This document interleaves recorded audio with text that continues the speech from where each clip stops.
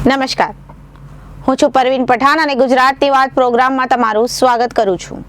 આજે આપણે આપણા આ પ્રોગ્રામમાં જાણીશું કે આપણા ગુજરાત રાજ્યમાં દિવસ દરમિયાન કઈ કઈ ઘટનાઓ બની છે અને કેવી રીતે બની છે, કયો છે સોશિયલ મીડિયાનો હોટ ટોપિક મુદ્દો, તે સમગ્ર જાણકારી વિસ્તારપૂર્વક આપણા આજના આ પ્રોગ્રામમાં આપણે નિહાળીશું। તો ચાલો જાણીએ અને નજર કરીએ શરૂઆતના મુખ્યના વિશેષ સમાચારો પર।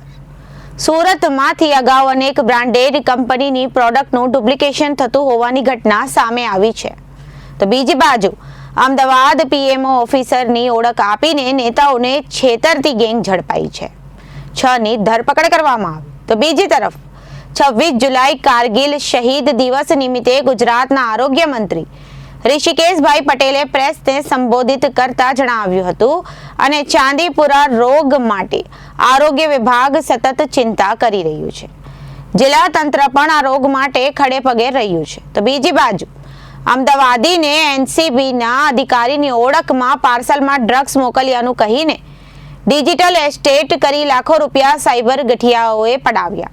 તો બીજી જગ્યાએ સુરતના પીપલોદ વિસ્તારમાં રહેતી મુકબદીર સગીરાને નરાધમે વારંવાર દુષ્કર્મ આચરી ગર્ભવતી બનાવી દીધી હતી। જાણો શું છે ઘટના અમારા સમગ્ર અહેવાલમાં।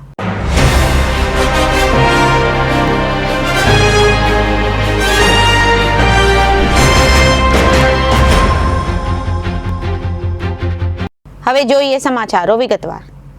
સુરતમાંથી અગાઉ અનેક બ્રાન્ડેડ કંપનીની પ્રોડક્ટનું ડુપ્લિકેશન થતું હોવાની ઘટના સામે આવી છે, ત્યારે સુરતના વરાછા વિસ્તારમાં અલગ અલગ જગ્યા ઉપર દુકાનો ખોલીને બ્રાન્ડેડ કંપનીના નામે ડુપ્લિકેટ વોચ બનાવી વોચ ઊંચા ભાવે ગ્રાહકોને વેચી લોકો સાથે છેતરપિંડી કરતી અલગ અલગ જગ્યા પર કંપની દ્વારા કોર્ટ કમિશન સાથે દરોડો કરવામાં આવ્યો હતો।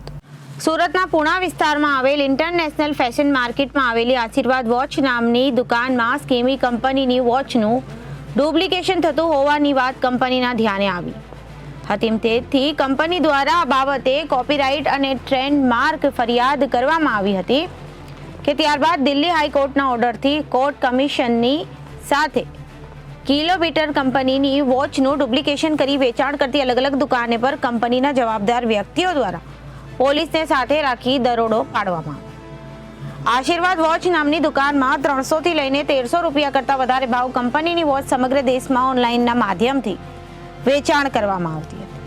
કંપનીના જણાવ્યા અનુસાર સર્વિસ સેન્ટરમાં જ્યારે સ્કીમીની વોચ રિપેરિંગ માટે આવી ત્યારે વોચમાં રહેલા મિકેનિઝમ પર તેમને શંકા જણાઈ અને ત્યારબાદ ટેકનિકલ બાબતોની તપાસ કરતા સામે આવ્યું હતું આ વોચ ડુપ્લિકેટ છે અને તેમની કંપનીની પ્રોડક્ટનું ડુપ્લિકેશન થઈ રહ્યું છે।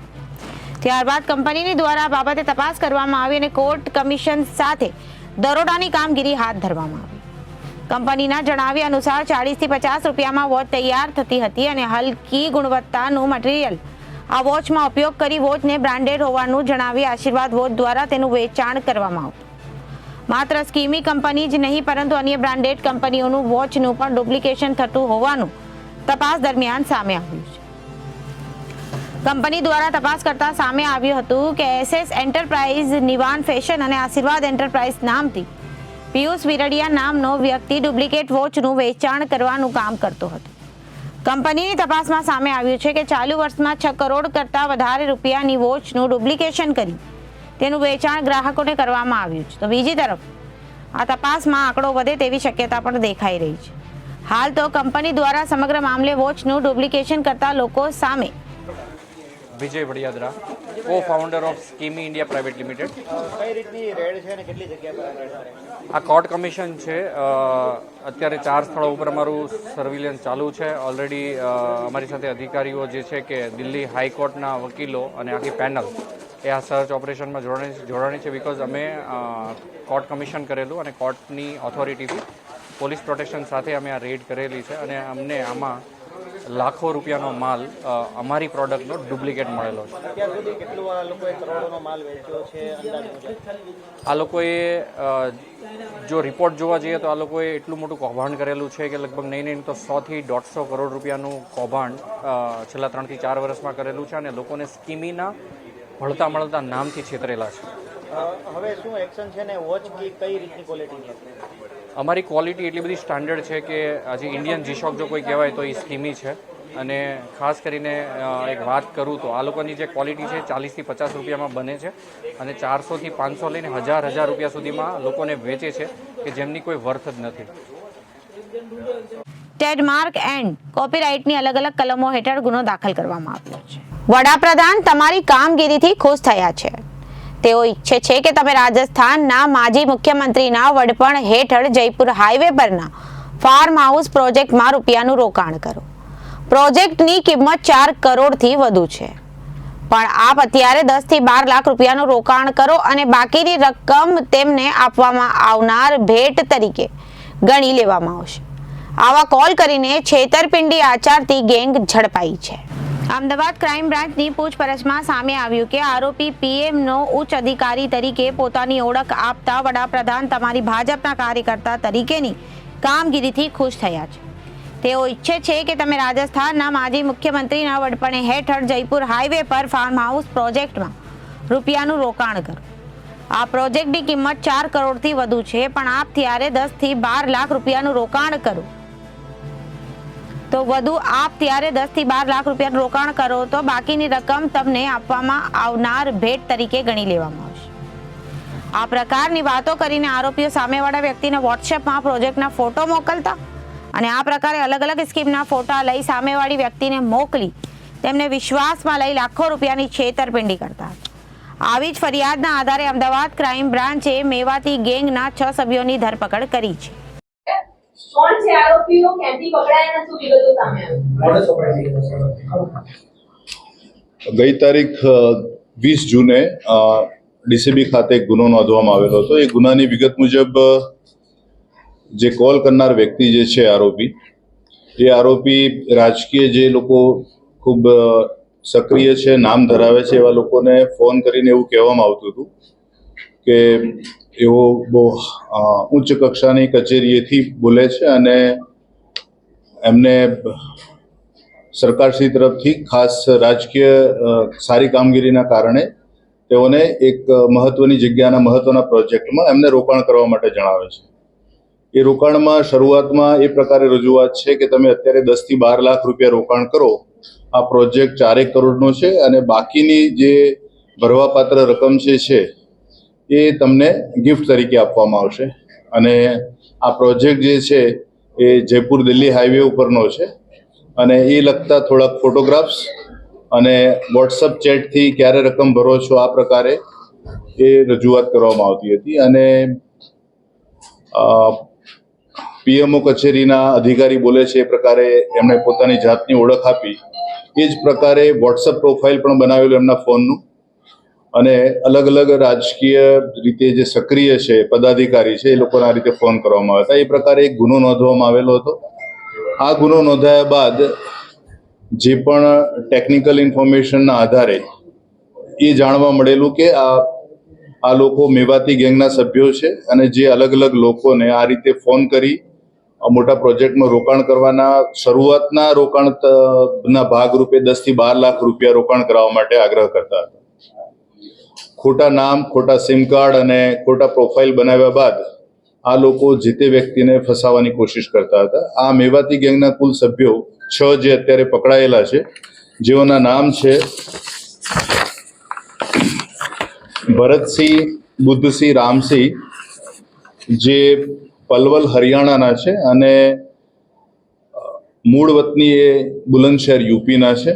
બીજા ઇરશાદ ખાન, એ પણ પિનંગવા, નુહુ, મેવાત, હરિયાણાના છે.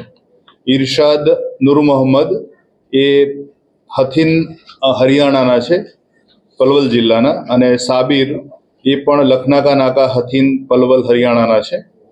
રાકીબ અને મોહમ્મદ જહાન, આ તમામ લોકો જિલ્લા પલવલ, હરિયાણાના છે. આ લોકોએ આ રીતે અલગ અલગ લોકોને ફોન કરી અને રોકાણ કરવા માટે, ચીટિંગ કરવા માટેનો એમણે પ્રયત્ન કરેલો છે. આ આરોપીઓ શરૂઆતમાં એમની જે એમઓ છે એ પ્રમાણે એક જાહેરાત આપતા હતા કે વર્ક ફ્રોમ હોમ અને એ પેટે તમે મહિને અમુક રકમ તમે કમાઈ શકશો અને એ પેટે રજીસ્ટ્રેશન માટે એ લોકો અમુક રકમ એમની પાસે જમા કરાવતા હતા. જ્યારે 10 થી 15 લોકો આ પ્રકારે એમને આ રકમ જમા કરાવે ત્યારબાદ એ સિમ કાર્ડનો ઉપયોગ બંધ કરી દેતા હતા અને સિમ કાર્ડ ડિસ્ટ્રોય કરી દેતા હતા.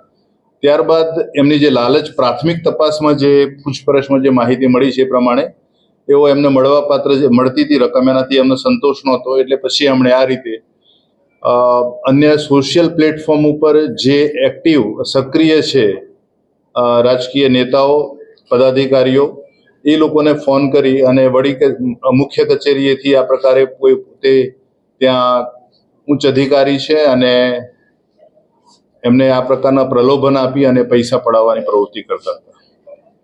આ 6 લોકોને અત્યારે અટક કરવામાં આવેલા છે અને આ 6 લોકોની પ્રાથમિક તપાસ બાદ અત્યારે પોલીસ કસ્ટડી રિમાન્ડની માંગણી અર્થે કોર્ટમાં લઈ જવામાં આવનાર છે અને આગળની વધુ તપાસ એ પ્રકારે હાથ ધરવામાં આવશે.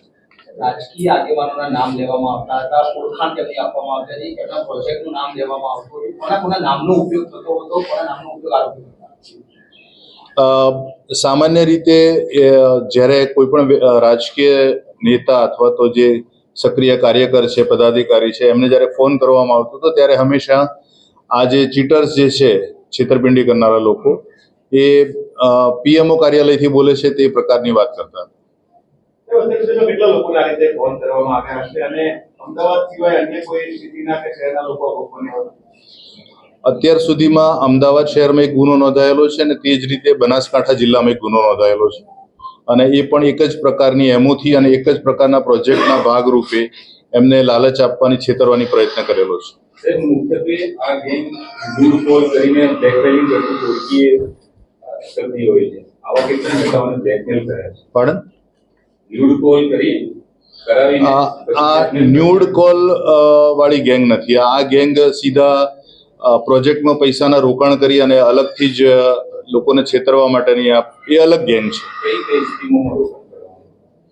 જે અત્યાર સુધીની માહિતી મળી છે, જયપુર દિલ્હી હાઈવે પરના એક પ્રોજેક્ટ છે, એક ખયાલી પ્રોજેક્ટ બતાવેલો છે. કેટલાક કોઈ સાઇટના ફોટોઝ લઈને એમણે અપલોડ કરેલા છે અને જે તે વ્યક્તિઓને જેમને ફોન કર્યા છે એમને વોટ્સએપથી એ લોકોએ મોકલેલા છે.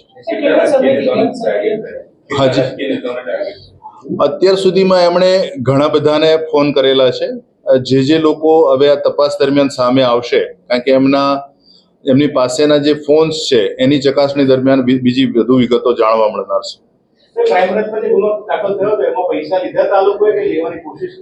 ના, એમણે સતત ફરિયાદી પાસેથી એને રોકાણ કરવા માટે આગ્રહ કરેલો હતો. સમય મર્યાદા આપી હતી કે આ સમય મર્યાદા ટૂંક સમયમાં પૂરી થનાર છે, આપને ઘણું બધું નુકસાન જશે અને આ બહુ જ બ્લુ ચીપ પ્લાન છે, એ રીતે એમને કરેલી. જે આપણે છેતરપિંડી કરનાર છે ગેંગ છે, વડાપ્રધાનના નામનો ઉપયોગ અથવા તો વસુંધરા રાજે કે જે પૂર્વ મુખ્યમંત્રી છે, માજી મુખ્યમંત્રી રાજસ્થાન, તેમના નામનો ઉપયોગ કોઈ જગ્યાએ કરતા હોય તેવો હકીકતમાં આવી છે સામે. એટલે શરૂઆતમાં જ્યારે આ જે છેતરપિંડી કરનાર અત્યારે હાલ પકડાયેલા આરોપીઓ છે, એ આરોપીઓ એવું જ કહેતા હતા કે રાજસ્થાનના પૂર્વ મુખ્યમંત્રી આ પ્રોજેક્ટના મતલબ મુખ્ય ઓથોરિટેરિયન છે અને બધાની ઈચ્છા છે કે તમે સારું કામ કરો છો તો તમે આમાં રોકાણ કરો અને તમને ફાયદો થશે. કરોડોનો રૂપિયા 5 કરોડનો બંગલો હોવાની વાત કરી, 10 થી 12 લાખ રૂપિયા માંગતા હતા અને અન્ય રકમ કોણ ભરશે, શું આખી એપોમાં એ લોકો કન્વર્ઝેશન શું કરતા જેથી કરીને વિશ્વાસ બેસે? પ્રાથમિક માહિતી જે મળેલી છે, જે પ્રકારે એમના ફોનની ફોરેન્સિક તપાસ થયા પછી બીજી ઘણી વિગતો જાણવા મળશે. પ્રાથમિક તપાસ અનુસાર એ લોકો શરૂઆતમાં 10 થી 12 લાખ રૂપિયાનું રોકાણ કરવા માટે લોભાવતા હતા અને મુખ્ય જે પ્રોપર્ટી જે છે એને 4 કરોડની દર્શાવી. 26 જુલાઈ કારગિલ શહીદ દિવસ નિમિત્તે ગુજરાતના આરોગ્ય મંત્રી ઋષિકેશ પટેલે પ્રેસને સંબોધતા કહ્યું હતું અને ચાંદીપુરા રોગ માટે આરોગ્ય વિભાગ સતત ચિંતા કરી રહ્યું છે. જિલ્લા તંત્ર પણ આ રોગ માટે ખડે પગે રહ્યું છે. હમણાં થોડા સમય પહેલા ડ્રાઈવનું પણ આયોજન કરવામાં આવ્યું હતું. શહીદોને યાદ કરી શ્રદ્ધાંજલિ આપી તેમજ અમદાવાદમાં સિરિયલ બ્લાસ્ટ થયા, જેમાં 32 જેટલા લોકો પણ મૃત્યુ પામ્યા હતા. તેવામાં પણ આરોગ્ય કર્મીઓએ ઘાયલ દર્દીઓની સારવાર ચાલુ રાખી હતી, જે ખૂબ જ નોંધનીય બાબત છે. આરોગ્ય મંત્રી ઋષિકેશભાઈ પટેલે ચાંદીપુરા ગેંગ મુદ્દે જણાવ્યું હતું કે ચાંદીપુરા રોગ માટે આરોગ્ય વિભાગ સતત ચિંતા કરી રહ્યું. જિલ્લા તંત્ર પણ આ રોગ માટે ખડે પગે રહ્યું છે. હમણાં થોડા સમય પહેલા ડ્રાઈવનું પણ આયોજન કરવામાં આવ્યું તેમજ મેલિથિયોન પાવડરથી છંટકાવ પણ તમામ જગ્યા પર કરી દેવામાં આવ્યો. 4 લાખ જેટલા કાચા ઘરોમાં દવાના પાવડરનો છંટકાવ પણ કરવામાં આવ્યો. તો 19,862 જેટલી શાળાઓમાં પણ પાવડરથી છંટકાવ કરવામાં આવ્યો. તો 1,624 જેટલી સ્કૂલોમાં સ્પ્રેથી પણ છંટકાવ કરવામાં આવ્યો, જેથી કરી ખાસ તો સ્કૂલના બાળકોને આ રોગથી બચાવી શકાય. તે ઉપરાંત નાના ભૂલકાઓ પણ આ રોગનો શિકાર ન બને એટલા માટે 21,608 જેટલી આંગણવાડીઓમાં પણ સ્પ્રેથી છંટકાવ કરવામાં આવ્યો. તેમજ આ તમામ પ્રકારના કાર્યો પરિણામે હવે આપણને દેખાઈ રહ્યા છે કે 26 જેટલા લોકો ડિસ્ચાર્જ થઈ ગયા છે. એટલે કે હવે 133 માંથી 26 જેટલા લોકો ડિસ્ચાર્જ થઈ ગયા છે, ત્યારે 37 જેટલા લોકો મૃત્યુ પામ્યા છે. 17 હતી. આમ નવી 665 દવાઓ ઉમેરાઈ છે. આ 1382 પૈકી પ્રાથમિક ઉપચાર માટે 308, સેકન્ડરી માટે 495, ટર્શરી માટે 1349, કે જેમાં પ્રાથમિક અને સેકન્ડરીની દવાઓનો પણ સમાવેશ થાય છે. અને સ્પેશિયલ કેટેગરીમાં 33 દવાઓનો આપણે સમાવેશ કર્યો છે, જેમાં ટેબ્લેટના ફોર્મમાં 543, ઇન્જેક્શન 331, સર્જિકલ 300 અને અન્ય 208.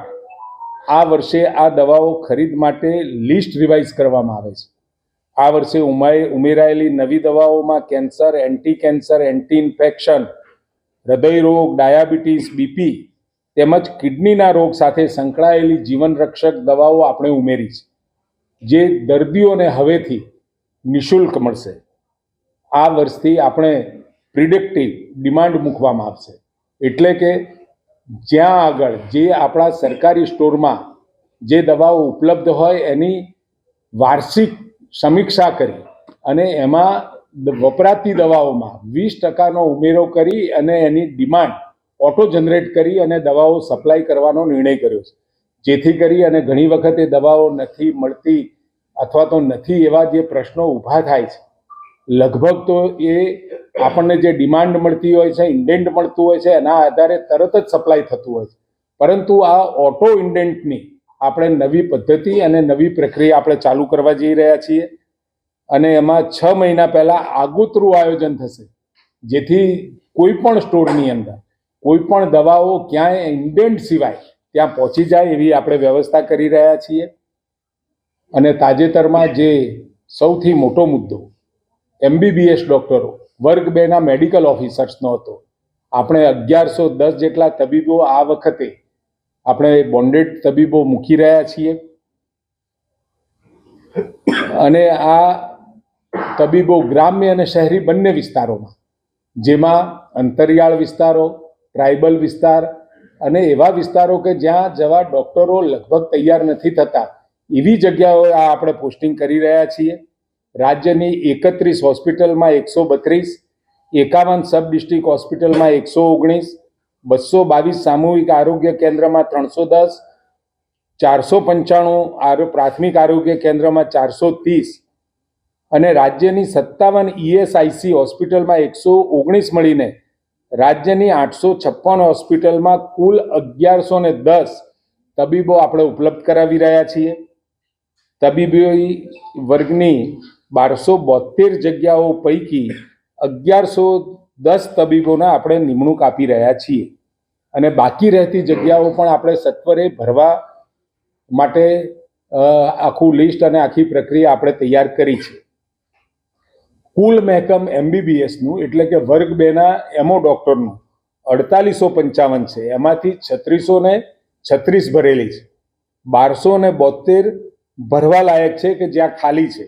એમાંથી આપણે 1110 ભરી રહ્યા છીએ. અને આ બોન્ડેડ ડૉક્ટર છે, એમાં જે આપણી ખાલી જગ્યાઓની સામે 2700 જેટલા બોન્ડેડ ડૉક્ટરો આપણી પાસે અવેલેબલ છે. એટલે આવતા સમયમાં આવતા એકાદ મહિનાની અંદર PGની પરીક્ષા પતી ગયા પછી લગભગ તમામ જગ્યાએ આ ડૉક્ટરો આપણને ઉપલબ્ધ થશે. જગ્યા પસંદ કરીને પણ એને એલોકેટ થઈ ગઈ છે 331 અને જગ્યા પસંદ જ નથી કરી એવા 851 છે. એટલે આ પણ આપણે એ ઓટો જનરેટ કરી અને આ તમામ જગ્યાઓ ફિલઅપ કરીશું. રાજ્યની અંદર આરોગ્યમાં હાલમાં જે ચાંદીપુરાવાળો વિષય છે, એમાં રાજ્ય સરકારે ઘણા બધા ઇનિશિયેટિવ લીધા છે અને સાથે વહીવટી તંત્ર પણ એમાં સામેલ થયું છે. જેમાં આરોગ્ય વિભાગ તો ખરો, જિલ્લા તંત્ર જેમાં કલેક્ટર, DDO, મ્યુનિસિપલ કોર્પોરેશનની અંદર મ્યુનિસિપલ કમિશનરશ્રી અને નગરપાલિકામાં ચીફ ઓફિસરશ્રીઓએ જે ડ્રાઈવ લીધો એના કારણે આજે 4,96,676 કાચા ઘરોમાં મેલિથિયોન પાવડરથી આપણે ડસ્ટિંગની કામગીરી કરી ચૂક્યા છીએ અને કુલ 1,05,775 કાચા ઘરોમાં સ્પ્રેઇંગની કામગીરી પણ કરી છે. કુલ 19,862 શાળાઓમાં મેલિથિયોન પાવડરથી ડસ્ટિંગ અને કુલ 1,624 શાળાઓમાં સ્પ્રેઇંગની કામગીરી આપણે કરી છે અને કુલ 21,608 આંગણવાડીમાં મેલિથિયોન પાવડરથી ડસ્ટિંગ અને કુલ 1,569 આંગણવાડીમાં આપણે સ્પ્રેઇંગની કામગીરી કરી છે અને એના રિઝલ્ટ પણ હવે આપણને દેખાવાના ચાલુ થયા છે. અત્યારે કુલ કેસ જે 124 કેસ ટોટલ પેશન્ટ છે અને જે બહારના રાજ્યોના છે એ કુલ 9 મળીને કુલ 133 કેસ અત્યારે આપણી પાસે છે, જેમાંથી ડેથ 44 થયા છે, ડિસ્ચાર્જ આપણે 26 કર્યા છે, એટલે 26 બાળકો સાજા થઈને ઘરે ગયા છે અને અત્યારે અંડર ટ્રીટમેન્ટમાં 54 જેટલા બાળકો અત્યારે સારવાર હેઠળ છે.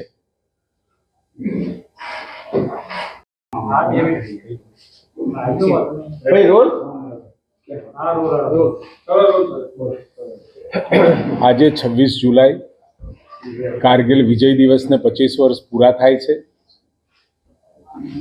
જે શહીદોએ શહાદત વહોરી, આપણા જે સૈનિકો આપણી રક્ષા માટે સતત સરહદ ઉપર આપણી સરહદોને સુરક્ષિત કરતા અને 1999માં થયેલા આ કારગિલ વિજયમાં લગભગ 527 જેટલા શહીદોએ શહાદત વહોરી હતી.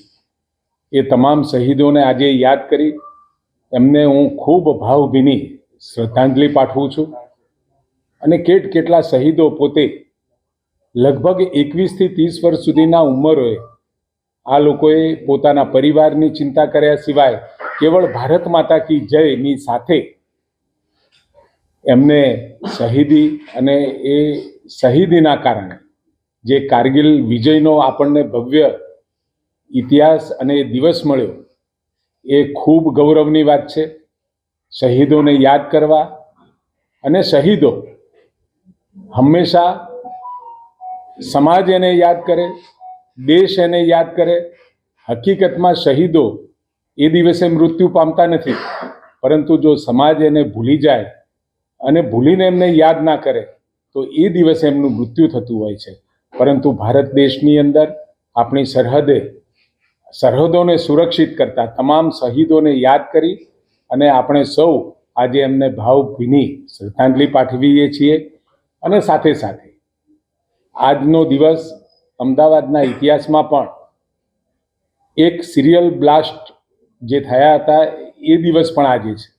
ટ્રોમા સેન્ટરમાં થયેલા એ બ્લાસ્ટના કારણે લગભગ 26 જેટલા કે 32 જેટલા આપણા આરોગ્ય કર્મીઓએ પણ એમાં શહાદત વહોરી હતી અને છતાં પણ કેટલાક ત્યાં સારવાર લેવા આવેલા લોકોએ પણ આ શહીદીમાં હતા. એ તમામ લોકોને યાદ કરી અને એ તમામ લોકો અને આરોગ્ય કર્મીઓ આવી વિકટ પરિસ્થિતિની અંદર પણ ક્યાંય પોતાની ફરજ માટે ક્યાંય ચૂક થયા સિવાય એમને જે કામકાજ કર્યું અને ઘાયલ થયેલા અને જે ચાલુ પણ હોય પેશન્ટ બતાવવા આવ્યા હોય એવા તમામની સેવાઓ ચાલુ રાખી હતી.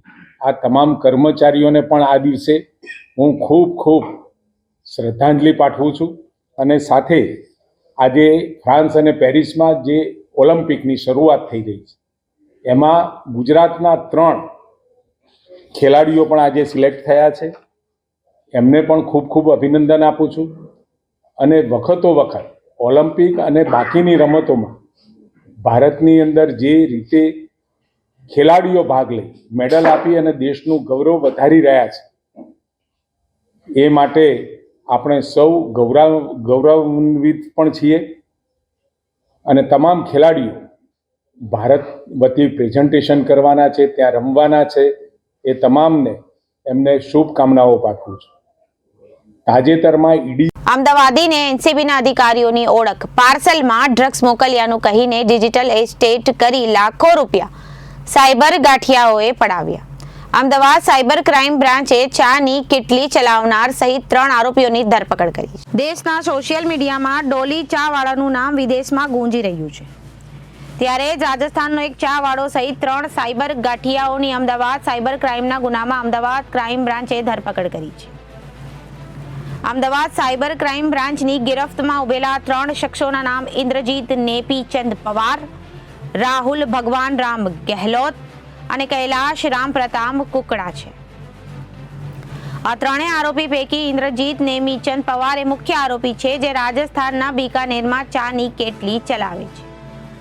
આ 3 આરોપીઓએ અમદાવાદના એક વેપારીને એસકેવાયપી કોલ કરીને કહ્યું હતું કે તમે જે પાર્સલ મોકલ્યું છે તે પાર્સલમાં ડ્રગ્સ છે, તમારા પર પોલીસ કાર્યવાહી થશે તેમ ડરાવી ધમકાવીને ફરિયાદીના નામની બેંકમાંથી 10 લાખની લોન લઈને પોતાના ખાતામાં જમા કરાવીને છેતરપિંડી આચરી હતી. ફરિયાદી અમદાવાદ સાયબર ક્રાઇમ બ્રાન્ચમાં ફરિયાદ નોંધાવતા પોલીસે તપાસ શરૂ કરી હતી. મુખ્ય આરોપી ઇન્દ્રજીત નેપીચંદ પવારની પૂછપરછ કરતા સામે આવ્યું હતું કે બીકાનેર ખાતેની પોતાની ચાની કેટલી ખાતે ચા પીવા આવતા અલગ અલગ લોકોને કમિશનની લાલચ આપી રૂપિયા 5,000 થી 8,000 અકાઉન્ટ ખરીદી આ અકાઉન્ટ હોલ્ડરની સહીઓવાળી chequebook, passbook, ATM card, SIM card સહિતની વસ્તુઓ મેળવી લઈ એકાઉન્ટની વિગતો આરોપી રાહુલ ભગવાન રામ ગેહલોતને મોકલી આપતો હતો. રાહુલ ભગવાન રામ ગેહલોત આ બેંક એકાઉન્ટ બેનાન્સ એપ્લિકેશનના માધ્યમથી ચાઇના ખાતેના આરોપી જેક અને બિયર્ટ નામની ચાઇનીઝ વ્યક્તિઓને એકાઉન્ટની વિગતો મોકલી આપતો. આ છેતરપિંડીના રૂપિયા આરોપી ઇન્દ્રજીત નેપીચંદ પવાર દ્વારા આપેલા બેંક એકાઉન્ટમાં ટ્રાન્સફર કરી દેતા હતા અને આ એકાઉન્ટમાંથી એકાઉન્ટ ધારકોને સહી કરેલો ચેક બેંકમાં લઈ જઈ આરોપી કૈલાશ રામ પ્રતાપ કુકરાણા બેંકમાંથી નાણાં ઉપાડી લેતો હતો.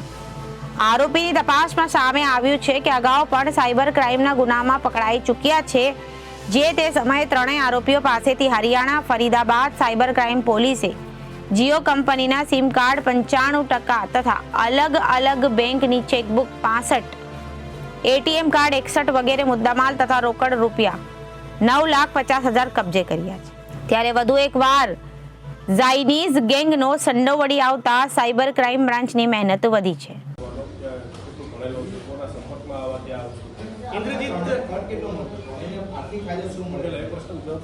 ઇન્દ્રજીત જે છે, જે ચાની ટપરી જે ચલાવતો હતો એ ઇન્દ્રજીત પવાર નામનો વ્યક્તિ છે. એ ઇન્દ્રજીત પવારને ત્યાં ચાની ટપરીમાં કોઈ રામલાલ કરીને કોઈ વ્યક્તિ જે છે એ આવતો હતો અને એને પૂછ્યું કે ભાઈ આ તમે શું બિઝનેસ કરો છો, એટલે ત્યારે રામલાલે એને એવી વાત કરી કે અમે આ રીતના યુએસડીટી ફિનાન્સ એપ્લિકેશનના માધ્યમથી અમે આ રીતના યુએસડીટી વેચી છીએ, સસ્તા ભાવે અમે ખરીદી છીએ અને મોંઘા ભાવે અમે વેચી છીએ. એટલે એ યુએસડીટીનું કામ કઈ રીતે કરે છે એ બાબતે એને આ રાહુલને કીધું અને એ રીતે આ વસ્તુ જે છે કોઈ રામલાલ કરીને વ્યક્તિએ જે છે એ એમને આ બતાવી. જેલમાં હતા લોકો તો આજે ફોન કરવાની પ્રક્રિયા કે ક્યાં સમય એ જેલમાં હતા એના પહેલાની આખી પ્રોસિજર. જેલમાં હતા એ પહેલા યસ. આમાં જે 3 આરોપી જે રાહુલ ગેહલોત જે છે એના વિસ્તારમાં જ આરોપી કૈલાશ કુકડા જે છે એ રહે છે, એટલે નાનપણથી જ બંને એકબીજા મિત્ર છે. અને આજે ઇન્દ્રજીત જે છે એ રાહુલ ગેહલોતનો સગો જીજાજી છે, એટલે બધા જ મિત્ર અને સગા સંબંધીઓ ભેગા મળી અને આ ગુનાહિત કાવતરું જે છે એમને રચેલું હતું અને એ 3 આરોપીઓને આપણે એરેસ્ટ કર્યા.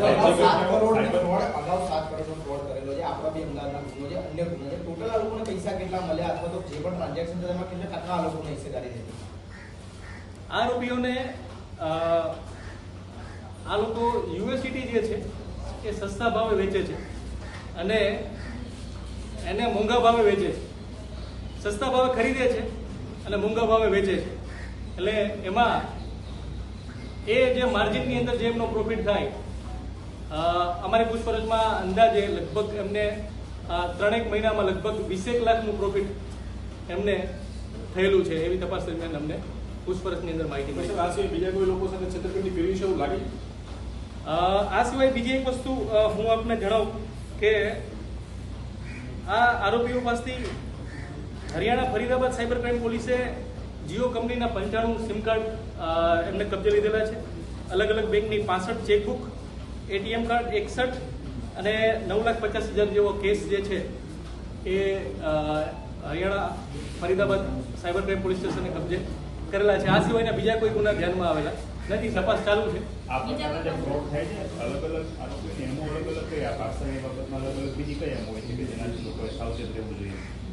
અત્યારે હાલમાં જો સૌથી વધુ જો ગુના બનતા હોય તો એક છે આ ફેડેક્સ કુરિયરના નામના અને બીજા છે એ ઇન્વેસ્ટમેન્ટ ફ્રોડના ગુના, કે જેમાં આ લોકો વોટ્સએપ અને ટેલિગ્રામના માધ્યમથી ગ્રુપમાં આપને એડ કરાવે છે. ગ્રુપમાં એડ કર્યા પછી એ લોકો કોઈ જાણીતી ભારતની કે વિદેશની કોઈ જાણીતી કંપનીના કોઈ એક્સપર્ટના નામને આપને અલગ અલગ ઓપિનિયન રોજે રોજ આપવામાં આવે છે કે આજે આ શેરની અંદર આટલા 2%નો ઘટાડો થશે, આ શેરમાં 2% વધારો થશે. અને આ લોકોની એ ઓપિનિયન જે છે એ પણ એકદમ સચોટ હોય છે, જેથી જે શેર માર્કેટના જાણીતા જે વ્યક્તિઓ જે છે એમના ઝાંસામાં ફસાઈ જાય છે. પછી આ લોકો જે છે એમને ઇન્વેસ્ટમેન્ટના નામે પૈસા જે છે એમનું રોકાણ કરાવે છે. બધા જ ભણેલા ગણેલા લોકો એની અંદર વધુ પૈસાની લાલચ કમાવાની, વધુ પૈસા મેળવવાની લાલચે એની અંદર ઇન્વેસ્ટમેન્ટ કરે છે. અને ઇન્વેસ્ટમેન્ટ કર્યા પછી આ એપ્લિકેશનની અંદર એમને એમનું પ્રોફિટ પણ દેખાડે, પણ જ્યારે પૈસા વિડ્રો કરવાની વાત આવે ત્યારે એક પણ રૂપિયા પાછા આપતા નથી. તો આવા અમારી એક સાયબર ક્રાઇમ પોલીસ સ્ટેશનની અપીલ છે કે આવા કોઈ પણ શેર માર્કેટની અંદર આવા આ પ્રકારના પ્રલોભનોથી દૂર રહે અને સાયબર ક્રાઇમથી બચે. ધરપકડ કરવામાં આવે છે, સાયબર ક્રાઇમ કરી કયા ગુનામાં કરી, શું વિગત સામે આવી અને અન્ય કેટલા ગુનાનો ભેદ ઉકેલાયો? ગઈ તારીખ 2/6/2024ના રોજ સાયબર ક્રાઇમ પોલીસ સ્ટેશનમાં એક ફરિયાદ નોંધાયેલી હતી. એ ફરિયાદમાં ફરિયાદીએ એવી વિગત આપણને જણાવેલી કે મને એક ફેડેક્સ કુરિયરના નામથી એક કોલ આવેલો હતો. એ કોલમાં એવું મને જણાવવામાં આવેલું હતું કે તમે એક કુરિયર મુંબઈથી ઈરાન મોકલેલું છે અને એ કુરિયરમાં 5 કિલો કપડાં છે, એક લેપટોપ છે, પેનડ્રાઈવ છે અને એમાં LSD ડ્રગ્સ છે. એટલે આ એક ગંભીર બાબત છે. એટલે તમારો કોલ જે છે હું અન્ય અધિકારીને ડાયવર્ટ કરું છું એમ કરીને એનો કોલ ડાયવર્ટ કરવામાં આવેલો હતો. બાદમાં ફરિયાદીને NCBના અધિકારી તરીકેની ઓળખાણ આપી અને એને એવું કહેવામાં આવ્યું કે ભાઈ તમારું એકાઉન્ટ જે છે એ મની લોન્ડરિંગના કેસમાં યુઝ થયેલું છે. જે પાર્સલ જે છે એ પાર્સલ કરવા માટેનું જે પેમેન્ટ થયું છે એ પણ આપણા ડેબિટ કાર્ડથી પેમેન્ટ થયું છે. આ ગંભીર કેસ છે, તમારી એરેસ્ટ આ ગુનામાં થઈ શકે છે. એ રીતે ફરિયાદીને ડરાવી ધમકાવી ફરિયાદી પાસેથી એની પાસે જે બેંક એકાઉન્ટ્સ હતા એ બધા બેંક એકાઉન્ટ્સની વિગતો એની પાસેથી મેળવવામાં આવેલી. એની પાસે જે ડેબિટ કાર્ડ યુઝ કરતો હતો એ ડેબિટ કાર્ડ્સની વિગતો પણ આરોપીઓએ જે છે એ મેળવી લીધી. એના પિન નંબર પણ મેળવી લીધેલા. બાદમાં ફરિયાદી જે ICICI બેંકનું જે એપ્લિકેશન યુઝ કરતો હતો બેંકની, એ એપ્લિકેશન એને યુઝ કરવામાં જણાવવામાં આવેલું. એના મોબાઈલની સ્ક્રીન જે છે એ સમયે એની શેર કરાવવામાં આવેલી હતી અને આરોપીઓએ છેતરપિંડીથી ફરિયાદીના ICICI બેંકમાંથી 10 લાખ રૂપિયાની પ્રી એપ્રુવડ લોન જે છે એ ફરિયાદીની જાણ બહાર મંજૂર કરાવી લેવામાં આવેલી હતી. બાદમાં એ પ્રી એપ્રુવડ લોનના 9,76,400 રૂપિયા જે ફરિયાદીના ICICI બેંકમાં જમા થયેલા હતા એ આરોપીઓએ એવું કીધું કે તમારું એકાઉન્ટ વેરીફાઈ કરવા માટે અમે તમને HDFC બેંકનું એક એકાઉન્ટ આપીએ છીએ. એ એકાઉન્ટની અંદર આ તમારા પૈસા 9,76,400 રૂપિયા જે છે તમે ટ્રાન્સફર કરી દો. આરોપીએ એની સૂચના મુજબ એ પૈસા ટ્રાન્સફર કરી દીધા. પછી બાદમાં મોડેથી જ્યારે ફરિયાદીએ એના ઈમેલ આઈડી ચેક કર્યા તો એને ખ્યાલમાં આવ્યો કે આ તો મારી સાથે 10 લાખ રૂપિયાની પ્રી એપ્રુવડ લોન મંજૂર કરાવી અને મારી સાથે છેતરપિંડી કરવામાં આવી છે. ફરિયાદીએ આ બાબતની કાયદેસરની ફરિયાદ નોંધાવેલી. IPC અને IT એક્ટની અલગ અલગ કલમો હેઠળ ફરિયાદીની ફરિયાદ જે છે એ નોંધવામાં આવેલી. આ તપાસ જે છે એ ટેકનિકલ અને હ્યુમન રિસોર્સિસના અલગ અલગ સોર્સ દ્વારા અમે આ ગુનાની તપાસ જે છે એ અમે કરતા હતા. એ દરમિયાન અમારા ધ્યાનમાં આવેલું કે આ ત્રણેય આરોપીઓ જે છે એ રાજસ્થાન, બિકાનેરના છે. એ આરોપીઓનું હ્યુમન સોર્સથી અમે જાણકારી મેળવી તો એ આરોપીઓ જે છે એ Haryana Faridabad cyber crime police સ્ટેશનના અન્ય એક ગુનામાં નિમકા જેલની અંદર કેદ છે એવું અમને અમારા હ્યુમન સોર્સથી અમને જાણવા મળ્યું. તરત જ અમે આ માહિતીના આધારે અમારા એક પીએસઆઈની ટીમ જે છે અમે ફરીદાબાદ નિમકા જેલની અંદર અમે મોકલી આપી અને ત્રણેય આરોપીઓનો કબજો જે છે એ નિમકા જેલથી મેળવવામાં આવેલો છે. ત્રણેય આરોપીઓની આપણે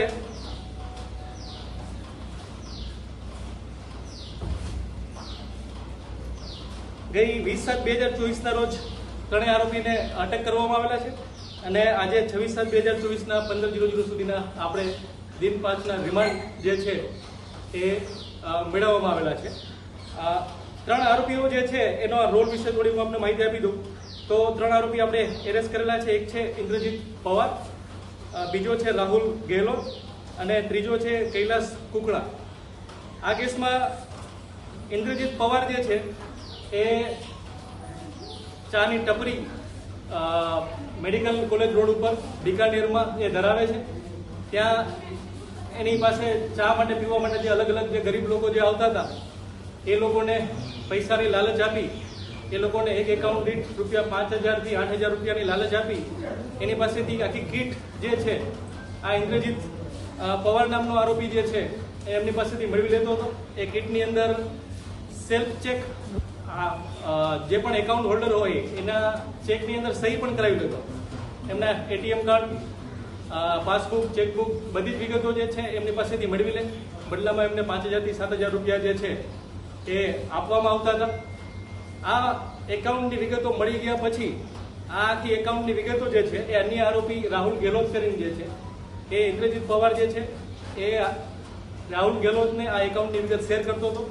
રાહુલ ગેહલોત જે છે એ જેક અને બર્ડ નામના બે ચાઇનીઝ વ્યક્તિઓ એના સંપર્કમાં છે. એના બિનાન્સ એપ્લિકેશનના માધ્યમથી આ રાહુલ ગેહલોત જે છે એ USDT આ ચાઇનીઝ વ્યક્તિઓને વેચતો હતો અને એના બદલામાં જે પેમેન્ટ આવતું હતું એ પેમેન્ટની અંદર આ જે છેતરપિંડીથી મેળવેલા એકાઉન્ટ જે છે એની અંદર પેમેન્ટ એ ચાઇનીઝ વ્યક્તિઓ દ્વારા એમાં નખાવતો હતો. ત્રીજો આરોપી જે છે કૈલાસ કુકડા એ આ એકાઉન્ટોમાં પૈસા આવી ગયા પછી ઇન્દ્રજીતે ઓલરેડી બધા લોકો પાસેથી સહી કરેલા ચેક મેળવી લીધેલા હતા. એ ચેકને લઈ એ આ બિકાનેરની જે પણ બેંક હોય એ બેંકમાં જાય. એ બેંકમાંથી ચેક દ્વારા કેશ પૈસા મેળવે અને એ કેશ પૈસા લઈ અને પરત એમની જગ્યા પર આવી જાય. આ રીતના ત્રણેય આરોપીઓનો રોલ હતો.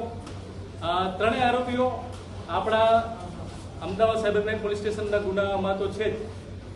એ સિવાય Haryana Faridabad cyber crime police સ્ટેશનના ગુનામાં પણ એરેસ્ટ થયેલા છે. એમના ગુનાના કામે જ નિમકા જેલની અંદર હતા અને એ ગુનો જે છે 7 કરોડથી પણ વધારેનો ગુનો એ હતો. એ સિવાય પણ આરોપીઓ CI સેલ દિલ્હી પોલીસ સ્ટેશનની અંદર પણ એક ગુનાના કામે એરેસ્ટ થયેલા છે. સુરતના પીપલોદ વિસ્તારમાં રહેતી મુકબદીર સગીરાને નરાધામે વારંવાર દુષ્કર્મ આચારી ગર્ભવતી બનાવી દીધી હતી. પેટમાં દુખાવો ઉપડતા ડોક્ટર પાસે લઈ જવાતા સગીરને 4 મહિનાનો ગર્ભ હોવાનું નિદાન થતા સૌ કોઈ ચોંકી ગયા.